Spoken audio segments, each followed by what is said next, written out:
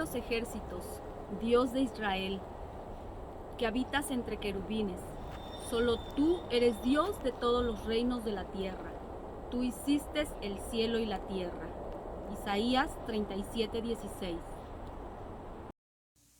Hola, bienvenidos a un repaso más de la lección de escuela sabática, la lección número 7, que se titula La derrota de los asirios. Agradecemos a nuestra hermana Salomé por su participación en el versículo de memoria. Ojalá que todos también estemos aprendiendo estos versículos. ¿Qué vimos durante esta semana? Bueno, recordemos que hay un nuevo rey en el pueblo de Judá. En la historia del libro de Isaías encontramos ahora el reinado del rey Ezequías. Ezequías hizo lo correcto ante los ojos de Dios, restauró en el pueblo de Israel la verdadera adoración, concentró la adoración exclusivamente en el templo de Jerusalén, derrumbó de todos los lugares altos, de todos los lugares de adoración, los falsos ídolos, los cuales, acuérdense que el pueblo de Israel de Judá estaba sumergido en el paganismo que los otros reyes habían declarado. En este concepto de prosperidad espiritual encontramos que hay un conflicto que se avecina sobre el reino de Judá. Esto es precisamente cuando el rey Sennacherib, rey de Asiria, invade diversas provincias del reino de Judá y entonces va en contra del rey de Judá. En este sentido, ¿cuál fue la actitud de este nuevo rey y qué lecciones podemos extraer precisamente de esto? Y esto es lo que vimos durante esta semana.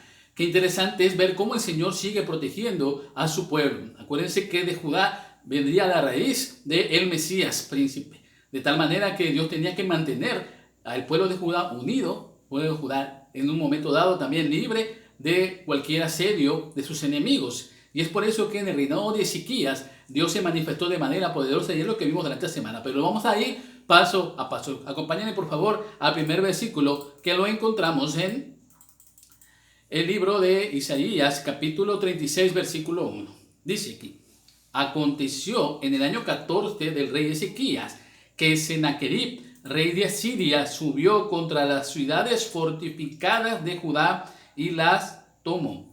Con la ascensión al trono de Asiria del rey Sennacherib, había una inminente lucha contra el reino de Judá. Cuando empezó a avanzar su dominio sobre las provincias de Judá, el rey Ezequías se dio cuenta de que tenía que estar preparado para la lucha, tenía que fortificar su reino. Así que él empezó haciendo diversas acciones que señalaban un rey que estaba preparando a su pueblo para la lucha. Uno de los principales registros que encontramos no solamente en la Biblia, acuérdense que en el pueblo de Judá había un estanque, el cual permitía que el agua fluyera por toda la ciudad. Así que inteligentemente el rey de Ezequías hizo un túnel para que, si en un momento dado el rey de Siria quisiera atacar las provisiones de agua, no lo lograra. Así que por ese túnel pasaría una corriente de agua que alimentaría todo el reino. Increíblemente, ahorita vamos a ver aquí en la foto que les voy a poner, ese túnel que hizo el rey Ezequías existe todavía en estos momentos, perdón. Así que si usted quiere comprobar que las historias bíblicas son ciertas, fíjese en estas fotografías y se dará cuenta que hay lugares históricos que todavía muestran que como la mano del Señor ha estado con el pueblo de Dios. Así que ese túnel ahí está. Entonces, ¿qué es lo que estaba haciendo el rey Ezequías? A diferencia de su padre Acaz, el rey Ezequías se preparó para el conflicto. Él hizo lo posible para que el pueblo estuviera preparado. Ciertamente estaban disminuidos en soldados, ciertamente el conflicto que se amenizaba era muy sangriento, porque algo que distinguía al pueblo de Siria precisamente la violencia con la que tomaban otros pueblos. Así que para no inculcar el miedo durante toda la población de Judá, el rey Ezequías se preparó para este conflicto. Esto es algo muy interesante, porque saben que aun cuando sabemos, o en el caso de Ezequías, sabía que Dios estaba de su lado, él se preparó. Y eso es muy interesante porque es una lección también muy íntima para cada uno de nosotros. Puede ser que nos enfrentemos a dificultades, pero eso no quiere decir que nos vamos a quedar de brazos cruzados esperando que Dios intervenga siempre. Vamos a prepararnos también, vamos a tener que fortalecer nuestros dones, nuestros talentos. Quizás puede ser que este año usted haya tenido conflictos con tu trabajo, hayas tenido problemas en tu escuela. Eso no quiere decir que ya te vas a echar a llorar y ya bueno puedo, que Dios haga lo que pueda conmigo. Tú tienes que poner de tu parte también, porque en la vida espiritual del cristiano lo más importante es estar siempre trabajando, siempre estar preparado para lo mejor y para lo peor también.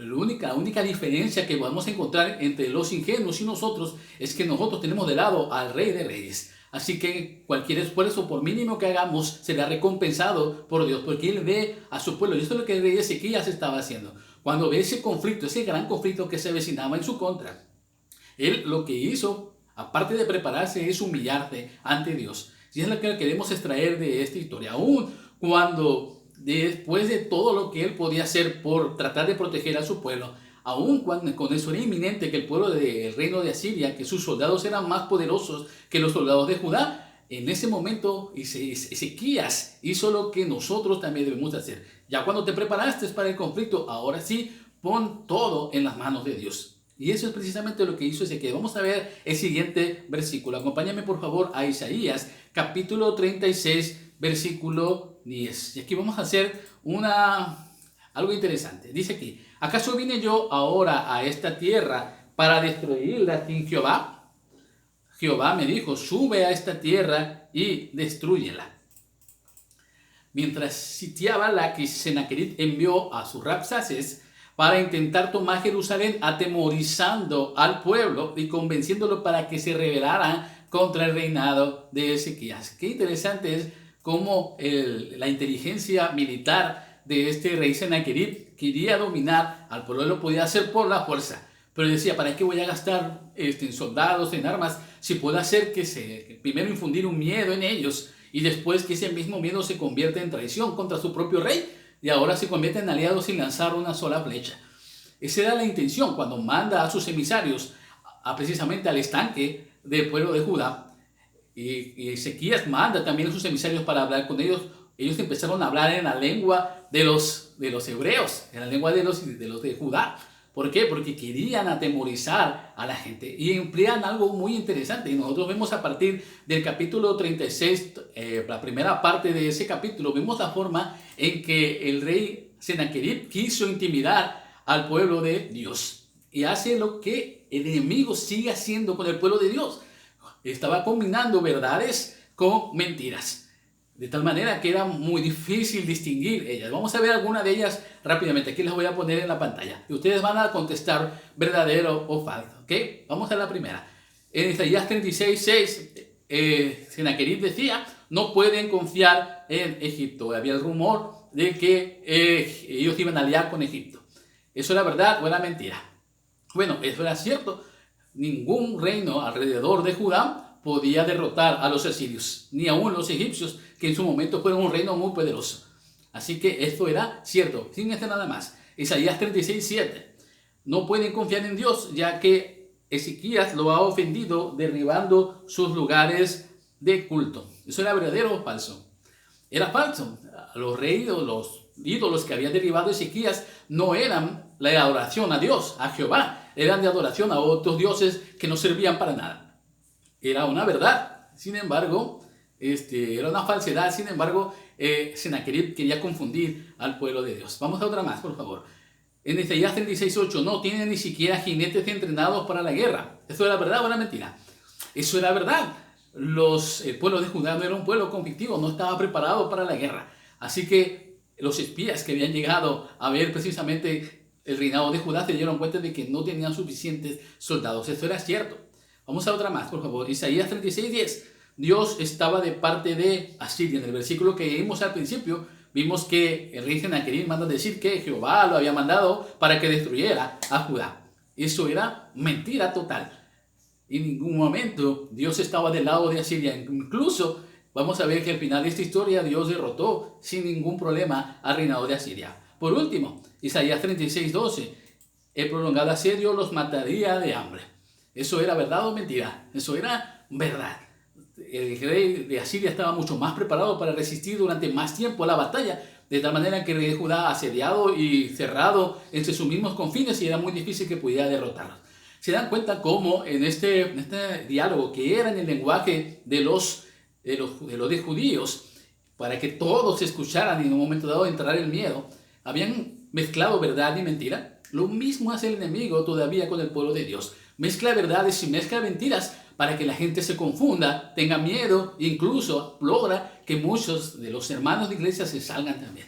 He visto personas que en un momento pensamos que eran consagradas, que eran inteligentes, que eran sabias, creer en las mentiras de Satanás, creer en esa confusión, y eso logró que se salieran de la iglesia, familiares incluso.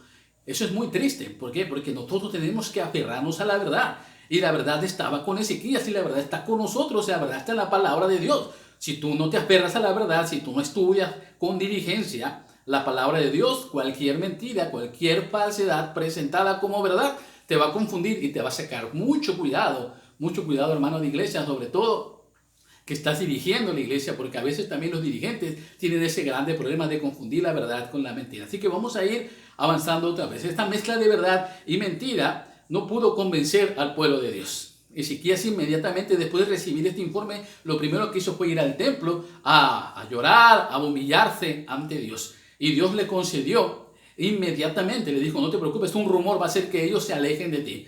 Y efectivamente el rey de Sennacherib recibió un rumor de que el reino de Etiopía se había revelado también, así que dejó por un momento de asediar al pueblo de Judá. Sin embargo, más adelante continuó con ese asedio, incluso llevó unas cartas especiales, las cuales Ezequías presentó nuevamente al templo de Dios para que Dios interviniera. Y vamos a ver lo que sucedió. Isaías 37:14 dice de la siguiente manera: y tomó Ezequías las cartas de manos de los embajadores y las leyó y subió a la casa de Jehová y las extendió delante de Jehová.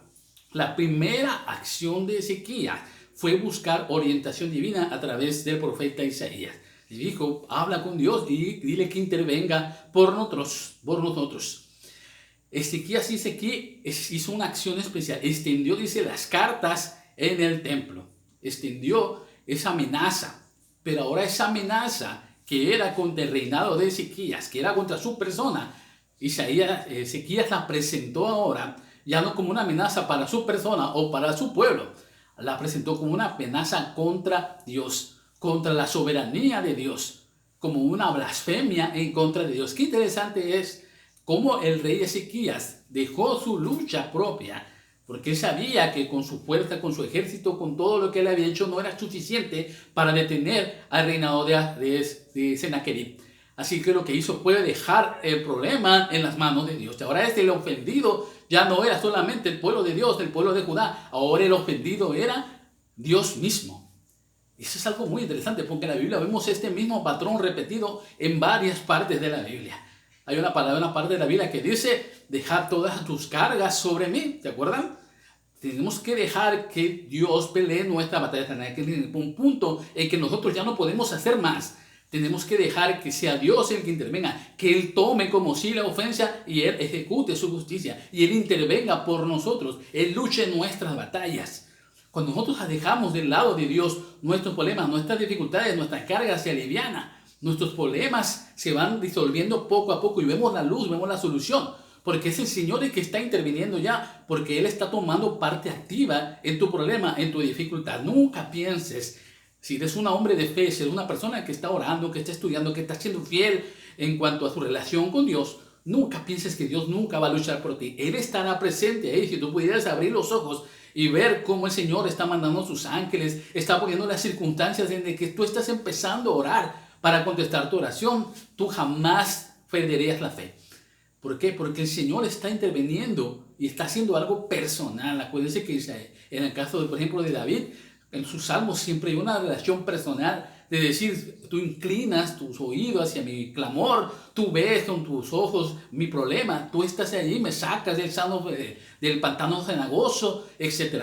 En este capítulo, en el 38 precisamente, de Isaías, vemos la oración de Ezequías, una oración hermosa, una oración que reconocía a Dios como el soberano, como el único que puede hacer las cosas, como el único que puede sustentar, el que puede defender, el que puede hacer que todas las naciones se den cuenta que eres el único Dios que existe. La oración de Ezequías reconocía que todo en las manos de Dios es mejor. Lo mismo tienes que hacer tú, tienes que dejar todos tus problemas en las manos de Dios, ten fe. Olvídate, haz un lado. Ezequías se tuvo que hacer a un lado en un momento dado para ver la mano poderosa de Dios intervenir. Y es lo que vimos entonces en esta lección. Vamos a ver lo que dice la manera en que Dios ejecuta su justicia. Vamos a Isaías 37:35. Dice aquí, porque yo ampararé a esta ciudad por salvarla, por amor de mí mismo, y por amor de David, mi siervo. Fíjense nada más. Si algo que tenía el rey Sennacherib era que era muy presumido. Él, conforme iba avanzando, iba derrotando a diferentes pueblos que se presentaban, escribía en las paredes de su palacio unos muros, dibujaba en los muros varias partes de la batalla, con inscripciones precisamente de la fecha, de los lugares, de los hombres que habían caído, de los tesoros. Y vemos todavía esas inscripciones se encuentran en la antropología, las ha descubierto y se encuentran todavía en estos lugares. Increíblemente, el asedio de Jerusalén no se encuentra ahí. ¿Por qué? Porque vemos en el capítulo 37 y 38 cómo el Señor, a través de su ángel, intervino cuando el pueblo de Asiria estaba rodeando ya a Judá, cuando no había un campamento a las afueras de la ciudad. Y Ezequías estaba en el templo orando y dice: Dios, yo voy a pelear por ti, yo voy a derrotar a los asirios y tú no vas a tener que levantar la mano. En esa misma noche en que Dios contesta la oración de Ezequías, el ángel de Jehová pasa por el campamento de los asirios y esa misma noche derrotó a 185,000 soldados solitos, solamente el ángel. Mató a 100. Cuando se levantaron en la mañana vieron puros muertos en todo el campamento. Lo registra Isaías, lo registra Crónicas, lo registra Reyes. Yo siempre he dicho que cuando el Señor quiere enseñarnos algo importante, lo registra varias veces. Y eso es lo que sucedió en este evento. El ángel de Jehová peleó en toda la noche y derrotó a los asirios. No tuvieron que hacer nada el rey Ezequías para acabar con ese pueblo. De tal manera que Sennacherib no pudo anotar en ninguno de sus muros la derrota de Jerusalén, porque nunca lo logró. Y es una vergüenza. Es más, Dios mismo había dicho que el rey Sennacherib moriría ese mismo día. Y efectivamente, al día siguiente, los hijos de Sennacherib matan a su padre y huyen.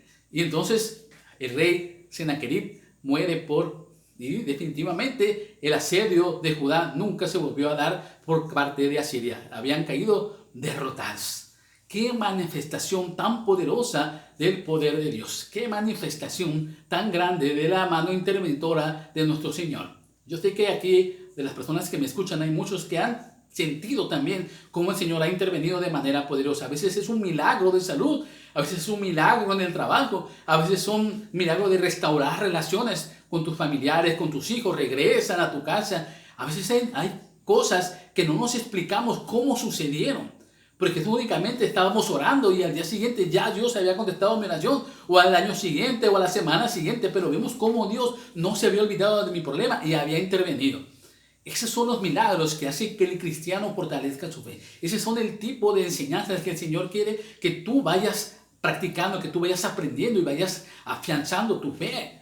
¿Por qué? Porque al lugar a donde vamos, al cielo que el Señor tiene preparado para nosotros, es un lugar en el cual el milagro va a ser eterno. Todos los días vamos a ver grandes manifestaciones de Dios y nosotros somos un milagro de Dios también, porque Dios murió por ti y por mí. Y el hecho de que estemos vivos todavía y contándoles a otra cómo Dios ha intervenido es un milagro también para Dios. Y quiere que tú te conviertas en un canal en el cual las personas puedan encontrar esos milagros también, puedan depender ahora de Dios, así como tú lo has hecho. Espero que estés asumiendo ese rol que tú tienes, porque el reino de Judá fue conocido por todas las naciones después de este evento como un reino poderoso en el cual Dios se había manifestado y lo estaba protegiendo. Esto hizo también en un periodo en la vida de Ezequías que era sumamente difícil. Nosotros vemos en la historia bíblica que durante estos eventos llegó una enfermedad muy fuerte al rey Ezequías. Y mismo Isaías fue y le dijo que Dios había dicho que él iba a morir muy pronto. La enfermedad iba a acabar con él.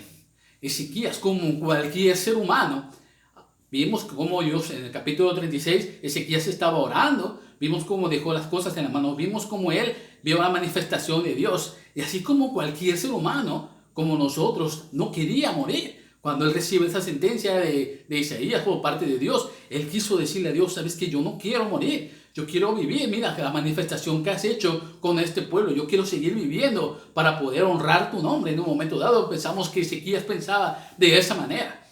Así que Dios escuchó su clamor. Y lo más interesante, a referencia de su padre Acaz, Ezequías, para confirmar la palabra de Dios, le pidió una prueba. ¿Y qué prueba más extraordinaria encontramos en esta parte de la Biblia? No solamente vimos que Dios le prolongó la vida al rey Ezequías 15 años más, sino que él también pidió una señal astronómica increíble. El sol retrocedería 10 grados. Es algo que nunca que escapa a la lógica, que escapa a la ciencia. Es imposible que el sol retroceda, el sol puede avanzar pero no retroceder. Sin embargo, en esta parte de la Biblia encontramos que el Señor le manifiesta esa señal, como Él que hizo el sol, Él lo puede mover a su antojo. Entonces vemos que Ezequías fue testigo de ese gran evento, pero increíblemente no solamente él. El Espíritu de Profecía dice que diversos sabios en otros reinos, específicamente el reino de Babilonia, también observaron ese evento y escucharon y enlazaron los eventos del reino de Judá con este evento del sol. Y se asombraron. Y entonces quisieron ir a Judá a conocer cómo es que había sucedido este evento y por qué el sol había retrocedido. Unos sabios fueron y se encontraron con Ezequías en su templo, en su palacio. Donde más vemos una historia así. ¿Se acuerdan? Cuando los sabios de Oriente, los reyes magos fueron buscando el significado de esa estrella de Belén. Bueno, pues vemos cómo el Señor tiene el control de todo. Así que si el Señor puede mover el sol de manera contraria, yo creo que puede hacer algo más por tu vida también. Yo creo que el Señor puede mover cualquier cosa que tú necesites. En este caso, hay que tener mucho cuidado de no tener la misma actitud del rey de Ezequías. Vamos a ver lo que dice Isaías, capítulo 39, versículo 1. En aquel tiempo, Merodac Baladán, hijo de Baladán, rey de Babilonia, le envió cartas y un regalo a Ezequías, porque supo que había estado enfermo y que se había recuperado. Cuando llegan estos sabios a visitar a Ezequías pudo haberle contado todo lo que nosotros hemos escuchado. Pudo haberle contado acerca de cómo Dios había intervenido. Pudo haberle contado de esa mano poderosa. Sin embargo, como cualquier ser humano que todavía no estaba completamente transformado, Ezequías hizo lo mal. Porque en vez de mostrarle de ese Dios poderoso y convencer a esos sabios de que aliarse con Dios era lo mejor, le mostró todo su reino, todos sus tesoros. Y ese mismo día, esa misma vez, Isaías sentenció a través de Jehová, y Isaías le llevó este mensaje de que todos esos tesoros que le había mostrado serían arrebatados de él. Y los mismos babilonios lo harían, le robarían completamente todo. Y esto vamos a ver más adelante conforme avancemos nuestro estudio de Isaías. ¿Qué lección nos puede dejar eso? Bueno, si ya recibiste el perdón de Dios, si ya recibiste de Dios una manifestación poderosa de sus milagros, ¿por qué te alejas de Él? ¿Por qué regresas a ti mismo? ¿Por qué te enorgulleces de algo que no hiciste tú? En el caso de Ezequías, él podía haber hablado de muchas cosas. Sin embargo, perdió esa gran oportunidad. En estos momentos yo quiero que tú hagas lo contrario. Quiero que tú vayas y muestres a otros y le cuentes a otros las maravillas que Dios te ha hecho en tu vida. No dejes de hablar de eso. No te olvides nunca que es Dios el que está interviniendo. No eres tú. No eres tú, por más bueno que seas para predicar, por más bueno que seas para testificar, por más rico que seas. No eres tú el dueño de eso, no eres tú el dueño de tus talentos. Es Dios que te está usando para un mensaje mucho más poderoso, para mostrarles al mundo acerca de ese verdadero Dios. Y Dios usa agentes humanos. Él podía hacer que el sol se vuelva a manifestar, puede hacer que las estrellas caigan, puede hacer que la luna se caiga, pero Él no quiere hacer eso. Él quiere que el ser humano, que estos agentes corruptos que tiene, puedan transformar y esforzarse para mostrarles a otros de ese verdadero Dios. Dejar a un lado el yo, su egoísmo, su egocentrismo y entregarle su vida completamente. Eso es lo que quiere Dios. Por eso te usa a ti. Por eso está haciendo que nosotros compartamos estos mensajes con otras personas. Hay muchos que están escuchando estos mensajes que no son de mi fe. Yo agradezco porque ellos usan tiempo precioso que tienen para escucharme, para escuchar la palabra de Dios, para escuchar la manifestación. Y espero en mis oraciones que algunos de ellos llegue y busque, así como los sabios, el significado verdadero de estas señales. Y diga, ¿por qué estoy escuchando este mensaje? ¿Por qué este hermano de lentes gordito está hablando y yo lo escucho todos los sábados y yo no, ni es de mi iglesia? Ni siquiera llega, ni siquiera lo conozco, más ni de este estado es. Pero ¿sabes qué? Dios te está llamando. Y a través de estos mensajes Dios te está queriendo que tú vayas a la fuente de la verdad. Y la fuente de la vida es la palabra de Dios. Y mientras tú estés aferrado a la verdad, Dios te va a ayudar y te va a iluminar en cualquier dificultad que te encuentres. Vamos a terminar con este mensaje de el Ministerio de Curación, página 382. En los días aciagos, cuando todo parece conjurarse contra nosotros, tengamos fe en Dios, quien lleva adelante sus designios y hace bien todas las cosas en favor de su pueblo. La fuerza de los que le aman y le sirven será renovada día tras día. Así como Ezequías, en una primera parte, en su reinado, decidió entregar su vida al Señor. Así como en lo más álgido de la dificultad, vio la mano poderosa de Dios. Y aun cuando falló en la parte final de su vida. Esta enseñanza también es para nosotros. En este momento, ¿en qué parte de tu vida estás? ¿Estás en la parte en que estás enamorado de Dios, en el cual quieres compartir el Evangelio? Mantente ahí. Día tras día renova tu pacto con el Señor. Día tras día entrégate a Él y dame la oportunidad de compartir con otros estas buenas nuevas. Permíteme ser un milagro en la vida de otras personas también. Y verás que el Señor te va a usar. Quiero orar por ti y quiero orar por mis amigos que no son de mi fe, para que también busquen la verdad, se encuentren con Dios, entreguen su vida y sobre todo nos podamos encontrar algún día en la patria celestial. Oren también por mí y por mi familia, porque así como ustedes, yo también necesito de sus oraciones. Vamos a orar, por favor.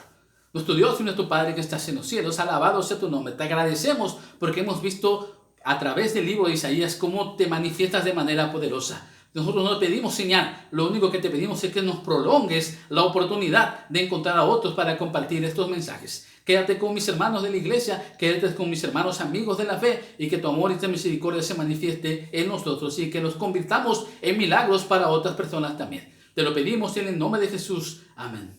Que Dios los bendiga, feliz sábado y sigamos compartiendo el Evangelio.